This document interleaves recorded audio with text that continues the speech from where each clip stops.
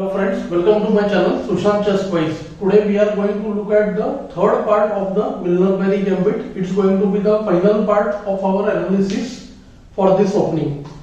Okay, and I can say that this opening part or this part of the opening is for the advanced players. We can easily say that because I am going to show some interesting analysis which might be very complicated for players those who are new to the game. Let's get started with the moves.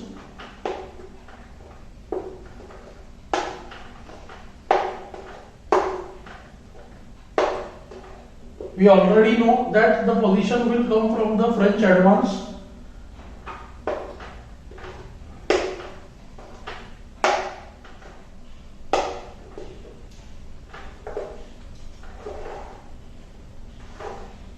So we have reached the main position of the opening where white is now about to sacrifice the d4 pawn for higher development. So if you want to know about the basics of this opening, do check out my lessons 87 and 92 which deal about the basics of the Milner Gambit.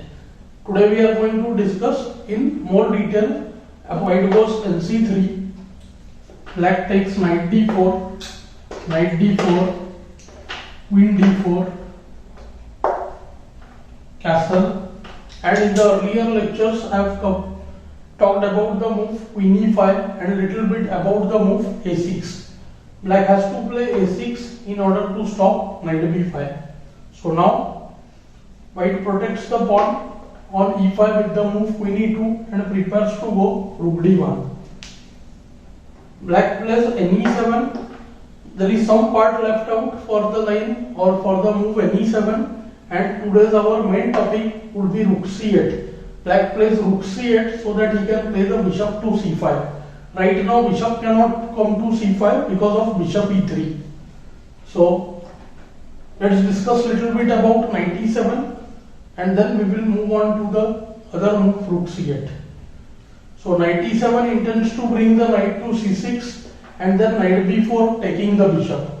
So now king has to move, otherwise to nc6 white cannot play the move f4. So kh1, nc6, f4, and we discussed the move knight b4 in much detail in the previous analysis that was in lesson 92. Now we are going to look at the other move, that is the move bishop c5. With bishop c5 white's rook d1 is stopped. Now if the rook comes to d1, then the queen can go to the f2 square and from there it can eventually reach h4. Okay, so basically rook d1 is stopped now and black is ready to play knight b4. So first thing that white does is he stops nb4. So white goes for the move a3, very important move. It can use the move b4 in future. Of course not now because the c3 knight is hanging. We stopped nb4. Now the first point is with the bishop coming to c5, the queen's retreat on the diagonal is gone. So now what happens? Suppose black just continues developing by castle, then comes a small tactical idea qc2, which will win the h7 pawn by force, because if black plays g6 or h6 to protect the h7 pawn, then knight e2. So this queen c2 was actually a double attack in disguise. One, it attacked h7 directly, and second, queen was bringing pressure on the c5 bishop. Now queen cannot move to a good place, so only move nb4. He has to give up the piece. After nb4 we can take nd4, then knight c2 forced, and knight takes the knight. And white has just gained the piece and his position is winning. So instead of castle, black has to now make space for the queen. So black goes bishop a7, making space for the queen on c5 and b6 squares. Also he has not committed his king to the king side where white is planning to build up an attack. So now white plays the simple move bd2. bd2 is a very useful move in many senses. First, we keep the control of e3 and open the rook, so the rooks get connected. So the a1 rook is eyeing either the e1 square or the d1 square to use discovered attack. Secondly, this rook can come to f3 and the a1 rook can also go to f1 because white plans to play f5 all the time. So now we are going to do detailed analysis based on two more moves here, that is castle and queen b6. Firstly, if the queen goes away, then attack on e5 is gone, immediately f5, and we can see that black is in great trouble now because castle will allow immediate f6, giving a winning position. Threat would be qg4 or bh7 check. If e into f5, then knight d5 and white is winning. Taking b2 is of course blunder. qb2 allows rook fb1 and the queen would be trapped. And any other move like qb3 or long castle allows b4 b5, giving white a strong attack. Or any other move like qb3 will allow bishop to g5. Now what happens? We have stopped castle. Queen cannot take b2 anymore. And the idea is to now go either fe followed by queen h5, or to move like h6 we can go direct qh5 threatening f into e6. This is a splendid position, I would say, for white, because black is still struggling to connect his rooks. Black's pieces are mostly on the queen side, only the queen is active, and white is all set to prepare his attack on either e6, f7, or we can say on the f5. Do note that threats like nd5, ed5, e6 are there all the time. So I am going to look at the other move, that is castling over here. So after castle, white has very simple idea. He can transfer his pieces to the king side now. Firstly, the move rook f3 has a simple threat of bishop e3. So far bishop e3 was not possible because black had more attacks. And second idea is to transfer the rook to the king side. The rook moving to f3 has also made a space for the a1 rook. It can join from f1. And white is all set to transfer his pieces towards the black king. So now it is absolutely necessary that the queen should be moved because of bishop e3. Queen goes to b6. And incidentally, the queen manages to stop white's entry into the king side, the queen's entry to the king side. So now comes rook h3. If h6 is played, immediately there is f5, and we can see that bh6, gh, qg4 check, and soon it will be game over. After king h8, rook h6 goes, after king h7, f5 will be discovered check, and white will win the game. So forced to play g6, and now the queen starts its journey towards the king side. Now the first threat, very simple, queen h4, then h5, then queen g5, threatening rook h5 and bg6 both. And if black plays qd8 there, then queen h6 and white is winning. So it's absolutely important that qh4 be stopped. So qd8 forced, and here white has three ways. Okay, one is rook h6, idea queen h3, which gives very good play. After kg7, queen h3, rook h8. What more one would want for just a pawn? All pieces are attacking, and now in order to play f5, we can just play rook e1 and support e5 and go for the break f5. We can also consider the move be7, be1 followed by bh4, which is also very good.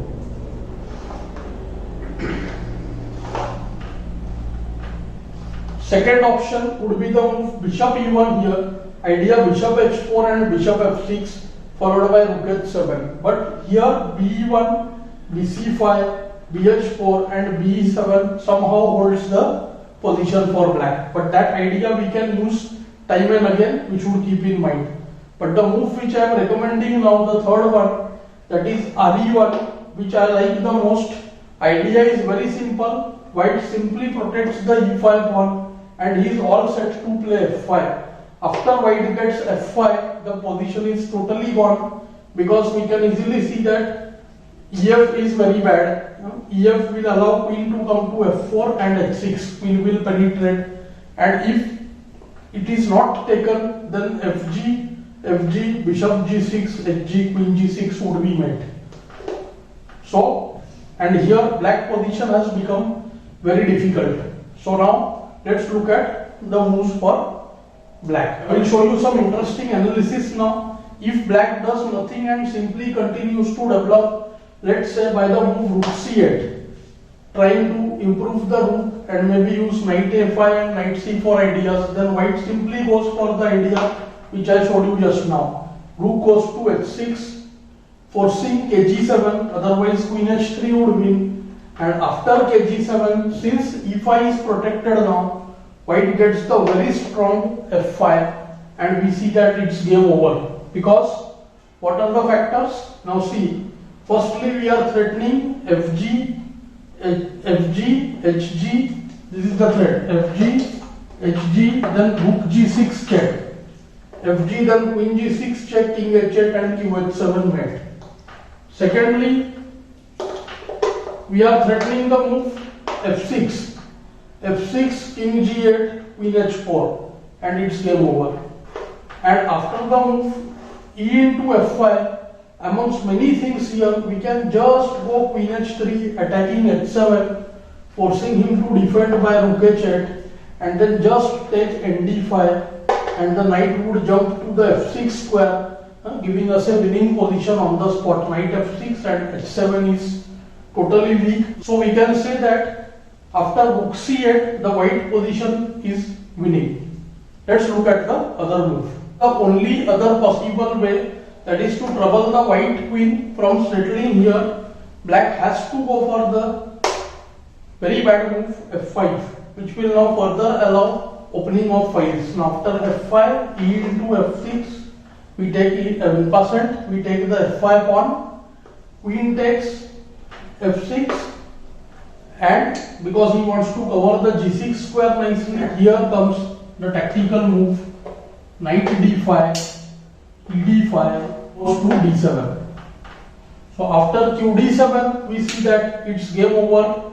In fact, after the move rook f7, white can just take d5 without fearing rook d8, because queen can just move away to a2 because of the threat of bishop c4. Do note that the rook on d8 attacks d3, but the h3 rook gives support to the d3 bishop, and this would be winning. We will have look at the move rook c8 now. Rook c8 has given support to the bishop on c5, which is going to come to c5. So here the move which I am going to recommend you is slightly different from the main line. White first plays kh1, which is of course similar, and after bishop c5, now I am recommending a different move, that is bishop to g5. Now with bishop to g5, what is happening? Firstly what we are doing here, after the move ne7, see generally here the move f4 is played, and after f4 knight h6, knight f5 idea is very useful. So with bishop g5, what we are doing, if now the knight comes to h6, we can take bh6 gh and bring rook d1 and put pressure by the move qh5. Okay, so that will give good position, decent position to white. Then white can use f4 f5. Secondly, if black plays ne7 immediately, then also we can use the move rook d1, threatening bishop a6. Queen will have to move away. If the queen moves, we can use a3, b4 and try bishop into e7. And of course here also we can use a3, 2b6. We can go for the move f5, f4. Idea is to play f5. And the bishop's presence here is really good, I would say. Now what has happened? After nf5, we can easily see that bishop f5, ef, nd5. And white is on the top of the game. Maybe he is in a winning position there. After vg5, first thing for black to do here is to find the only move h6, which is going to cause white any problem if at all. So this is the first problem this black is going to face over the board, finding the move h6. See, for we can say like any beginner can find the move h6. Very true, but h6 is going to make the king side somewhat weak, and it is going to snatch the place nh6. Now knight cannot come to h6, and the analysis which I am going to show you is really very interesting, very tricky for black to find all the correct moves. If he is able to find all the correct moves, then he will be able to survive the white's attack. Let's see what can happen. Now the bishop has to retreat back to d2. So we reach the similar position what we would have got by the move bd2 directly. But because of bg5, h6, bd2, what has happened? We have forced him to move one pawn in front of his king, which I think is slightly weakening for black. Now what black has to do is he has to complete his development. So the only move, ne7, f4. White wants to use the f pawn and he is all set to play f5. So now black has to play and find the correct moves. Now see, moves like castle. All the time we see that move like castle will run into something like rook d1 followed by f5. We can also consider the move f5 immediately over here. f5, e into f5 is there, because of which we may find it somewhat risky, but it's very interesting. See, and now coming to f4. Look at the black queen. Okay, so such ideas are always there. Here, very interesting is after nf5. So basically here, black has to find the right move, that is nf5, not fearing the move bishop into f5. So the analysis what follows is very interesting, because many players will not be able to find the move nf5 also, because it looks like after bf5, ef5, rook d1 there is serious problem. But actually bf5 doesn't work here, because after rook d1 here we can just move the queen to c4. This time black has not castled and d7 is not hanging anymore. So this can be very much playable by black, and black is actually doing well over here. After nf5, we will be doing the move rook d1, setting another trap here. The trap is, if black plays knight e3 trying to trade pieces, then bishop e3, queen e3, and now the strong move qg4. That is why rook d1, keeping the d3 bishop supported, queen wanted to move away. And now if you look at this position, there are now major threats. If we do castle, then rook f3, qd4, bh7 check, and the queen is lost. So basically the idea is now to play rook f3 and move the bishop. If any move like king f8 is played, then bishop can just move and rook f3, queen is getting trapped. So here black has to make place for the queen and defend g7. So he has to find again the only move bf8, which is also very difficult to find. But here I think we can drive the queen away by rook f3, queen goes to d6 and f5. What a splendid position, I would say. White has completed all his development, and if black tries to harass the queen, then queen moves away. Of course, taking b2 is very dangerous.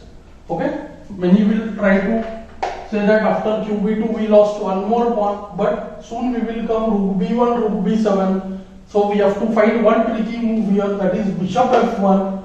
Bishop hides away, opens the rook and the queen. Now the threat is rb1. We want to do fe at any point. So if bishop moves fe and queen g6 check would be winning. And what can black do here? Black is in serious trouble. d4 will allow knight to e4. And we can see that black is already in a very difficult position here. Okay, so most of the ideas we have covered here. One last line and we can say that this we can play the opening against any opponent. So here black has to play the move g6 instead of knight e3. Now white goes rook f3, stopping knight e3. He threatens to go g4. Then the knight will be trapped. Of course, nh4 allows rook h3, the knight will be stuck over there, and black wants to play g4 f5 to open the game totally. So black plays the move h5, stopping g4, and now I suggest that, because if we play h3 now, black has h4, so we take bishop into f5. ef is out of question because bishop moves and d5 is gone. ef even rook d3 and d5 is gone. So g into f5 forced, and here will take control of the d4 square. So after bishop e3, queen c4 or b4, queen c4 to attack the queen, and now we move the queen to f2, and after the trade of bishops here, we take queen e3 and we try to control the d4 square with all the pieces. Like we have discussed this idea before also, if the knight would have gone to d4 like this position would have been very good, but of course we cannot get the knight like this. It would have been again a case of strong knight against the bad bishop over here, but we can use the idea rook d4, queen d2 and getting the other rook. After the move bishop c6 also, we will do the move rook d4, force the queen away, and now we are having a tight bind on the d4 square. So one of the plan is to go queen d2 and then get this rook on the d3 squares. Another plan could be to move h3, knight e2 and rook to c3. So knight e2 and we will try to move the rook and get the knight to d4. So this position we can say white should be happy with the position, because black's play is more difficult. Look at the rooks, they are not connected. So all white has to ensure is that black doesn't get the move d4. So we are trying to control the d4 square tightly. And even the endgames, as I have told you before, after h3, king h2, king will be safe on h2, and we should not worry much about the endgame because knight e2, knight will come to d4, and there is lot of time for the endgame to come actually. So white position is looking quite decent. That is, if he is able to, black is able to get till this position by avoiding all the traps and pitfalls. I hope you are enjoying these lessons. Do like, share and subscribe the channel. Thanks for your time.